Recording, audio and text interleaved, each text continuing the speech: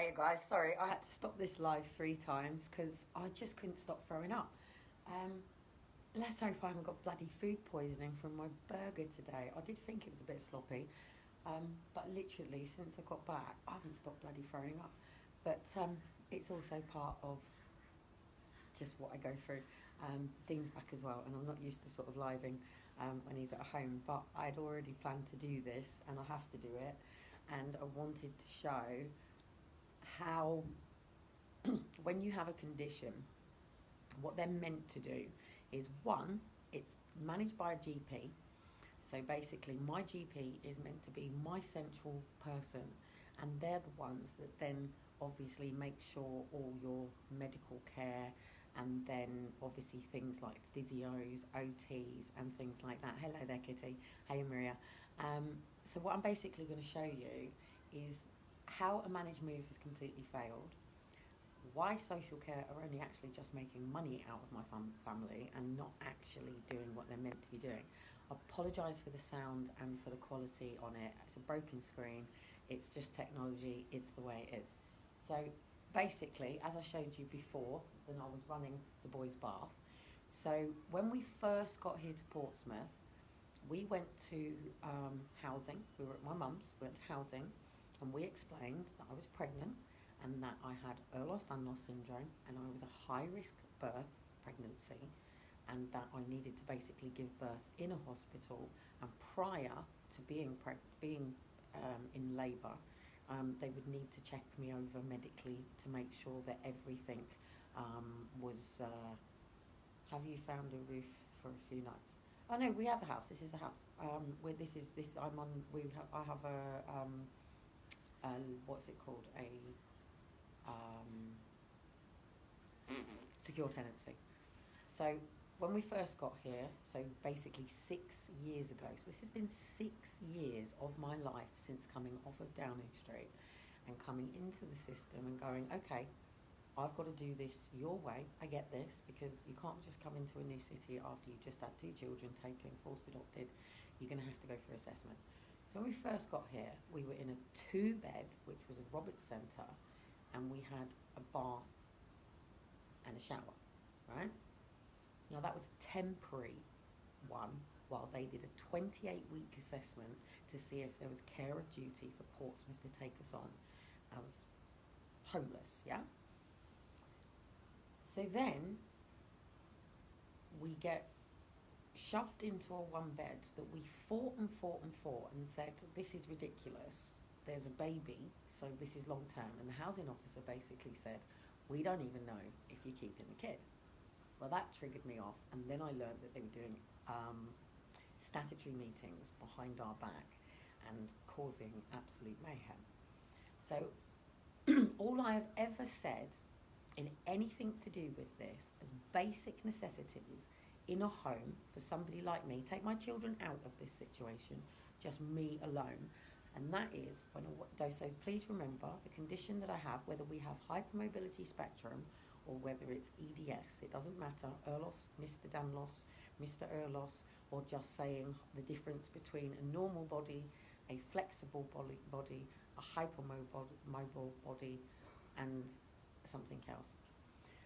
So basically, people know the story, they'll read the book, blah, blah, blah. I'm going to court, and the reason that I'm going to court is because I have to put an injunction on everything that's going on around me at the moment, because nobody is doing a correct court assessment for me.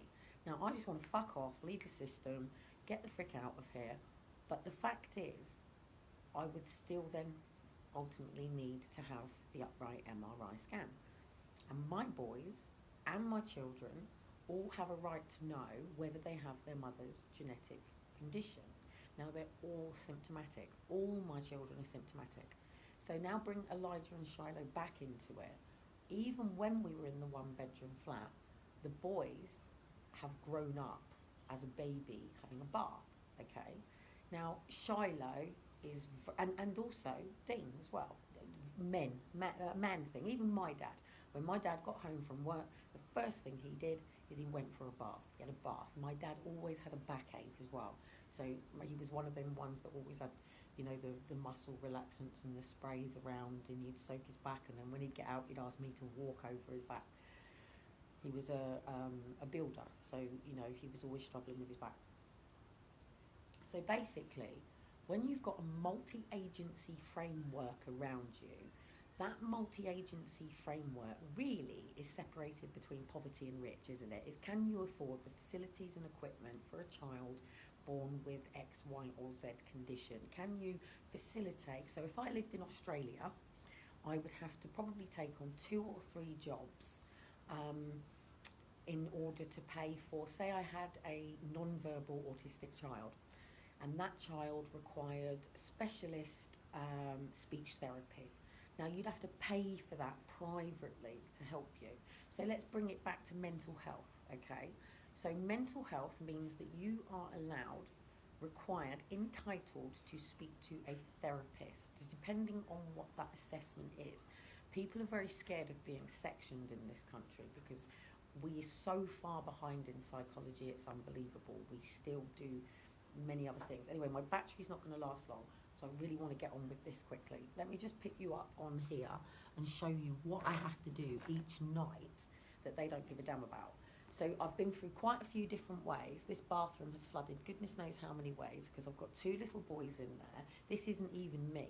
Someone like me would get up in the morning, have a cold shower, a warm shower, getting up into the day after doing my physio. Sometimes I might even have to use a shower just to get me up and about, or I may get up to the middle of the day and go, look, I've got to go for a bath in the middle of the day. But at night time, I always end my day in a bath. Really, if anyone knows, I have a roasting hot bath. Nobody can get in my bath with me. It's roasting hot, and I completely submerge myself and make sure that I get all the muscle spasms down, all the nerve endings down, and, you know, do the best to give my body just a complete soak and a rest. And it's my time to shut my mind off as well. And it's really, really important to the start and the end of my day. All I've ever really said to social that I would ever really need help with is car seat, which Britax usually sort out with me, the double buggy, and making sure it's the 3-wheeled one because it's much lightweighted for somebody like me, and making sure there's a shower and a bath, and in the kitchen I have a dishwasher and a garden, and preferably in a house so it's, you know, I don't mind things like stairs and things, it keeps me mobile, but I'm not a flat living person anyway, I can't stand lots of sound. But anyway, this is how much they don't give a shit. So I have to, let me try and put you somewhere, I'll put you on the toilet roll, isn't it? I have to now, so being the fact that I might actually drop you down the toilet, so watch out. I have to now, being that I have my hands, my fingers, my shoulders, my knees, my back, okay, so this is how much adult have refused assessment and refused a bath, housing have refused a bath, and children's social care have refused to support the bath for the sake of the boys, even though they are actually on the hypermobility spectrum, even though they don't actually meet the spectrum for the amount of significance for EDS, which doesn't get assessed till they're 5 anyway. As I'm standing to you, back of my neck is completely burning, all of the nerves, I've got pins and needles in my hands, and my back is now starting to already go. This floods, so even if Dean wanted to go to the toilet, he's got to put his shoes on, right? And me, I've got my shoes on at the moment.